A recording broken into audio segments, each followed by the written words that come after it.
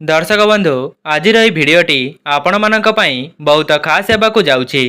दर्शक बंधु भगवान नाम को स्मरण करी बाछंतु गोटिए नंबर एवं जानतु आपणक जीवन में क्यों खुशीर खबर आपण को अति शीघ्र मिलिबा पई जाउछि एवं यह सहित आपणकर किछि गुप्त रहस्य। दर्शक बंधु आपण माने निश्चित रूपे यह भिडटी को शेष पर्यंत देखंतु कहीं ना यही वीडियो माध्यम आमे आपणकर समस्या एवं तार समाधान विषय रे कहिबु जहाद्वारा आपणक जीवन में अनेक सुख सुविधा आसीजिब। दुनिया रे एमिति केही भी नाहंती जहा जीवन में दुख नहीं। समस्तक जीवन में किछि ना किछि प्रत्येक दिन समस्या लगी रही थाए। सेमाने दुख एवं चिंतार मध्य रही थांती एवं आगामी समय रे आम सहित कौन घटिबा पई जाउछि सेही विषय रे जानिबा पई सेमाने आग्रह प्रकाश करिथांती। जदि भी आपण माने आपणकर आगामी समय विषय रे पूर्वरु जानि परिबे तेबे ताहा विषय रे मध्य आपण माने सतर्क होई किछि निर्णय नेई परिबे। ताहा द्वारा आपण माने निज जीवन को बहुत भल भावरे सुधारी नहीं पारिबे।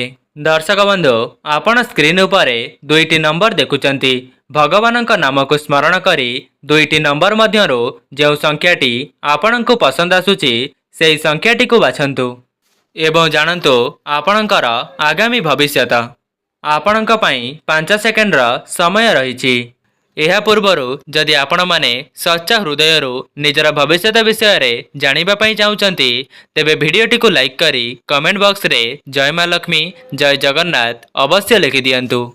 तेबे दर्शक बंधु आपण जदि 1 नंबर संख्याटी को बाछिचंती तेबे आपणकर भाग्य आपणक विषय रे कोन कहूछि। वर्तमान आपणकर दुखर दिन दूर हेबाकु जाउछि।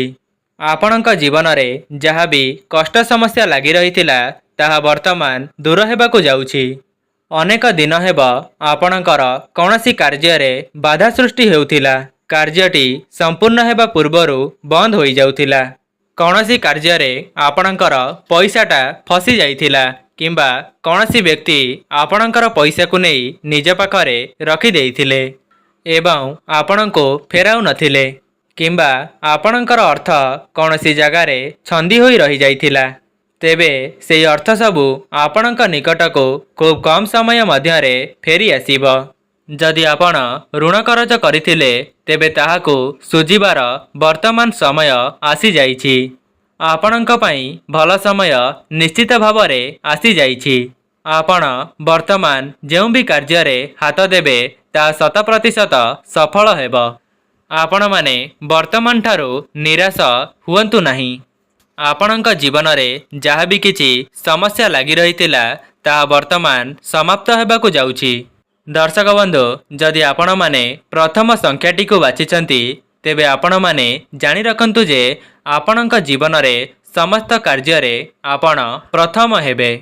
आपण जीवनर समस्त क्षेत्र रे सफलता प्राप्त करिवे। आपणक जीवन रे समस्त सुख सुविधा आसी जाइछि बोली भाबी नियंतु। आपणकर आगामी समय सुखमय हेबाकु जाउछि। किछि कार्य को करिबारे आपणकर डेरी होई पारे किंतु आपण माने सेही कार्य रे निश्चित भावरे सफल हेबे।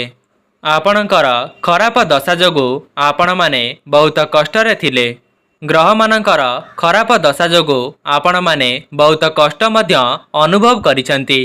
आपणकर जेते भी निज लोक थिले आपणकर साथ को छाड़ी देइसंती एवं आपणको असहाय करिबा पई सेमाने छाड़ी करी चली जाइछंती। ता सहित आपणक शरीर रे मध्य कौनसी रोगजनित समस्या देखा देइथिला जहा कि आगामी दिन मानकरे आपणकर समस्त समस्या दूर हेबाकु जाउछि। शारीरिक पीड़ारू आपण माने निश्चित भावरे आरोग्य लाभ करिवे। जदि आपणक शरीर रे कौनसी रोगजनित समस्या थिला तेबे ताहा मध्य आपणकर भल हेबाकु जाउछि। आपण माने गोटिए कथार ध्यान रखिबे जेपरी आपणक मनरे काहा प्रति आसक्तिर भाव न आसीबा दरकार। आवश्यकता ठारू अधिक आपण माने काहा उपरे भी भरोसा विश्वास करंतु नाही। दर्शक बंधु आपण गोटिए कथा जानिछंती जे प्रत्येक मनुष्य निज जीवन रे किछि ना किछि स्वार्थ रखिथांती। ଆପଣମାନେ ନିଜ ମନରେ ଯାହାଙ୍କ ପାଇଁ ଆସକ୍ତି ରଖୁଛନ୍ତି ସେ ଆପଣଙ୍କ ନିକଟକୁ ଆସିବେ ସତ, କିନ୍ତୁ ସେ ତାଙ୍କର କେବଳ ସ୍ୱାର୍ଥକୁ ପୂରଣ କରିବା ପାଇଁ ଏବଂ ଆପଣମାନେ ନିଜର ବୁଦ୍ଧି ଏବଂ ବିବେକ ଦ୍ୱାରା ସେହି କାର୍ଯ୍ୟଟିକୁ କରନ୍ତୁ। ଆପଣମାନେ ବୁଝି ବିଚାରି କୌଣସି ନିର୍ଣ୍ଣୟ ନିଅନ୍ତୁ। କାହାକୁ ନିଜଠାରୁ ଅଧିକ ବିଶ୍ୱାସ ଏବଂ ଭରସା କରନ୍ତୁ ନାହିଁ। ଆପଣମାନେ ନିଜ କର୍ମ ଉପରେ ଧ୍ୟାନ ଦେଇ ନିଜ ଜୀବନରେ ଆଗକୁ ବଢ଼ନ୍ତୁ। ଦର୍ଶକ ବନ୍ଧୁ, ଆପଣଙ୍କ ଜୀବନରେ କେଉଁ ଖୁସିର ଖବର ମିଳିବା ପାଇଁ ଯାଉଛି ତାହା ମଧ୍ୟ ଆପଣମାନେ ଜାଣି ରଖନ୍ତୁ। ଦେଖନ୍ତୁ, ଆପଣ ଯେଉଁ ଦୀର୍ଘ ସମୟ ଧରି ସମୟ ଦେଉଛନ୍ତି, ଅର୍ଥ ଲଗାଉଛନ୍ତି, ସେଥିରେ ଆପଣଙ୍କୁ ଶୁଭ ସମାଚାର ମିଳିବା ପାଇଁ ଯାଉଛି। ଯଦି ଦୀର୍ଘ ସମୟ ଧରି ଆପଣଙ୍କର କୌଣସି କାର୍ଯ୍ୟ ଅଟକି ରହିଥିଲା, ତେବେ ଖୁବ୍ କମ୍ ସମୟ ମଧ୍ୟରେ ତାହା ସମ୍ପୂର୍ଣ୍ଣ ହେବାକୁ ଯାଉଛି। ସମସ୍ତ କାର୍ଯ୍ୟରେ ବର୍ତ୍ତମାନ ଠାରୁ ଆପଣଙ୍କୁ ସଫଳତା ମିଳିବ ଏବଂ ଚାକିରି କ୍ଷେତ୍ରରେ ମଧ୍ୟ ଆପଣଙ୍କୁ ଖୁସିର ଖବର ମିଳିବା ପାଇଁ ଯାଉଛି। ତେବେ ଦର୍ଶକ ବନ୍ଧୁ, ଯଦି ଆପଣମାନେ 1 ନମ୍ବର ସଂଖ୍ୟାଟିକୁ ବାଛିଥିଲେ, ତେବେ କମେଣ୍ଟ ବକ୍ସରେ ଆପଣଙ୍କ ପ୍ରିୟ ଦେବାଦେବୀଙ୍କ ନାମ ଅବଶ୍ୟ ଲେଖିଦିଅନ୍ତୁ। ତେବେ ଦର୍ଶକ ବନ୍ଧୁ, ଏବେ ଆସନ୍ତୁ ଜାଣିବା 2 ନମ୍ବର ସଂଖ୍ୟା ବିଷୟରେ। ତେବେ ତାହା କ'ଣ କହୁଛି ଆପଣଙ୍କର ଆଗାମୀ ଭବିଷ୍ୟତ ବିଷୟରେ ଏବଂ କେଉଁ ଖୁସିର ଖବର ଆପଣଙ୍କୁ ଅତି ଶୀଘ୍ର ମିଳିବା ପାଇଁ ଯାଉଛି। ଦେଖନ୍ତୁ, ଆପଣଙ୍କର ପୂର୍ବରୁ ଏମିତି କିଛି ସମୟ ଅତିବାହିତ ହୋଇଛି ଯେଉଁଥିପାଇଁ ଆପଣ ବର୍ତ୍ତମାନ ଚିନ୍ତିତ ଅଛନ୍ତି, ଆଉ ଆପଣଙ୍କର ପୂର୍ବରୁ କ'ଣ ଘଟିଥିଲା ସେଥିପାଇଁ ଆପଣ ବର୍ତ୍ତମାନ ଚିନ୍ତାରେ ଅଛନ୍ତି, ସେ ବିଷୟରେ ମଧ୍ୟ ଆପଣମାନେ ଜାଣିବା ପାଇଁ ପାଇବେ। ଦର୍ଶକ ବନ୍ଧୁ, ଦେଖନ୍ତୁ, ଆପଣ ତ 2 ନମ୍ବର ସଂଖ୍ୟାଟିକୁ ବାଛିଛନ୍ତି। ତେବେ ଆପଣ ବହୁତ ଚିନ୍ତାରେ ନିଜର ଜୀବନଟିକୁ ଅତିବାହିତ କରୁଛନ୍ତି। ବ୍ୟସ୍ତବହୁଳ ଜୀବନରେ ଆପଣ ଏହି ଚିନ୍ତା କାରଣରୁ ବହୁତ ଦୁଃଖ କଷ୍ଟ ମଧ୍ୟ ପାଉଛନ୍ତି। ସେଥିପାଇଁ ଆପଣମାନେ ଯେଉଁ ବି କାର୍ଯ୍ୟରେ ହାତ ଦେଉଛନ୍ତି ସେହି କାର୍ଯ୍ୟଟି ବିଗିଡ଼ି ଯାଉଛି। ଆପଣଙ୍କୁ ନିଜ ଜୀବନରେ କୌଣସି ସଫଳତା ମିଳୁନାହିଁ। ଆପଣ ଯେଉଁ ବ୍ୟକ୍ତିଙ୍କୁ ନିଜ ଜୀବନଠାରୁ ଅଧିକ ବିଶ୍ୱାସ କରୁଥିଲେ, ସେ ମଧ୍ୟ ଆପଣଙ୍କ ସହିତ ବିଶ୍ୱାସଘାତକତା କରିଛନ୍ତି। ଯାହା ପାଇଁ ଆପଣ ବହୁତ କଷ୍ଟରେ ଥାଇ ହାତ ବଢ଼ାଇଥିଲେ, ସେ ମଧ୍ୟ ଆପଣଙ୍କ ପାଖରେ ନାହାନ୍ତି। ସେ ଆପଣଙ୍କୁ ଛାଡ଼ି ଚାଲି ଯାଇଛନ୍ତି। ଏବେ ଆପଣଙ୍କର ସାଙ୍ଗସାଥୀମାନେ ମଧ୍ୟ ଦୂରେଇ ଯାଇଛନ୍ତି। ସେ ସବୁର ମୂଳ କାରଣ ହେଉଛି ଅର୍ଥ। କହିବାକୁ ଗଲେ ବର୍ତ୍ତମାନ ଆପଣଙ୍କଠାରେ ଅର୍ଥର ସମସ୍ୟା ଦେଖାଦେଉଛି। ପ୍ରତ୍ୟେକ କ୍ଷେତ୍ରରେ ଆପଣଙ୍କୁ ଅର୍ଥର ଆବଶ୍ୟକତା ପଡ଼ୁଛି, କିନ୍ତୁ ବର୍ତ୍ତମାନ ଆପଣଙ୍କ ପାଖରେ ଅର୍ଥ ନାହିଁ। ଆପଣଙ୍କର ଆୟ ଯେତିକି ହେଉଛି ତାର ପରିବର୍ତ୍ତେ ଅଧିକ ମାତ୍ରାରେ ବ୍ୟୟ ହୋଇଯାଉଛି। ଏହି ସମସ୍ତ ଜିନିଷକୁ ଚିନ୍ତା କରି ଆପଣ ବହୁତ ବ୍ୟସ୍ତ ବିବ୍ରତ ହୋଇଯାଉଛନ୍ତି। ଦେଖନ୍ତୁ, ଆପଣମାନେ ବିଚଳିତ ନ ହୋଇ ଆମେ ଆପଣଙ୍କୁ ଯେଉଁ ସବୁ କଥା କହୁଛୁ ତାହାକୁ ଭଲ ଭାବରେ ଶୁଣିକରି ବୁଝିବା ପାଇଁ ଚେଷ୍ଟା କରନ୍ତୁ। ଆପଣମାନେ ଯେଉଁ ସମୟ ଦେଇ ଗତି କରୁଥିଲେ ତାହା ଆପଣଙ୍କର ମନ୍ଦ ଦଶା ଯୋଗୁଁ ଭୋଗ ହେଉଥିଲା, ଯେଉଁଥିପାଇଁ ଆପଣ ବର୍ତ୍ତମାନ ସର୍ବହରା ହୋଇଯାଇଥାନ୍ତେ।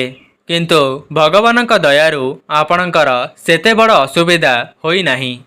ଆପଣ ନିଜ ଜୀବନରେ କରିଥିବା ଭଲ କର୍ମ ବର୍ତ୍ତମାନ ଆପଣଙ୍କର ସାଥ ଦେଉଛି।